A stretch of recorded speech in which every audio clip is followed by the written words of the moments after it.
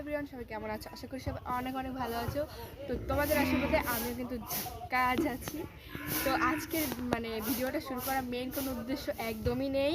তো আজকে হচ্ছে আমি লক্ষ্য করলাম, এতদিন লক্ষ্য করিনি যে আমাদের বাড়ির সামনে ধান ক্ষেতটা এতটা বেশি সুন্দর।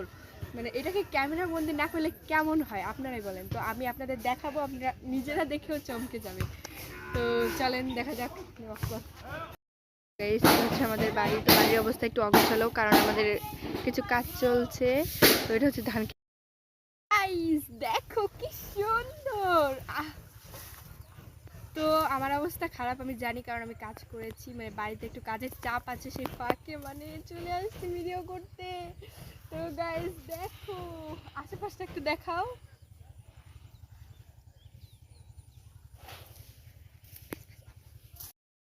ভালো করে দেখাইতেছি, দেখো কি সুন্দর ভাই আকাশ।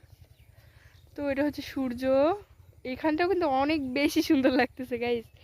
তো এই যে ধানের শীষও গদিয়ে গেছে, কয়েকদিন পর ধান আরো বড় হবে, তেন পাকবে। তো দেখো কতটা বেশি সুন্দর। তো গাইস দেখো, আমি ক্ষেত থেকে 2টা ধানের শীষ ছিঁড়ে ফেলেছি।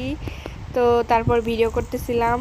তো গাইস, আমি ভিডিও করার সময় মানুষ এমনি তাকিয়ে থাকে, আমি ভিডিও ভালোভাবে করতেই পারি না, ভিডিওর মাঝখানে হাসি চলে আসে। তো গাইস দেখো, আমি ধান ধান খেতের আল দিয়ে দৌড় দিচ্ছি, তারপর স্লো মোশন লাগিয়েছি। তো নিচে কিন্তু অনেক কাদা ছিল, আমি কাঁধে ভেতর দিয়ে দৌড়াইতেছিলাম জাস্ট কটা ভিডিও আপলোড দিব বলে। হে গাইস, দেখতে দেখতে ব্লগের লাস্ট পর্যায়ে চলে আসছে। এতক্ষণ কিন্তু আমি ধান খেতে শুধু শুটই করছি, দেন আমি অনেক টায়ার্ড।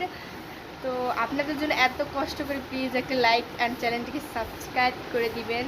তো আমি কিন্তু অনেক টায়ার্ড, তাই তখন হচ্ছে আমি বিশ্রাম করতেছিলাম। তো ভাবলাম আপনাদের থেকে বিদায় নিই। তো ফিরে আসবো নতুন কোনো ইন্টারেস্টিং ব্লগে। সবাই ভালো থাকবেন, বাই বাই।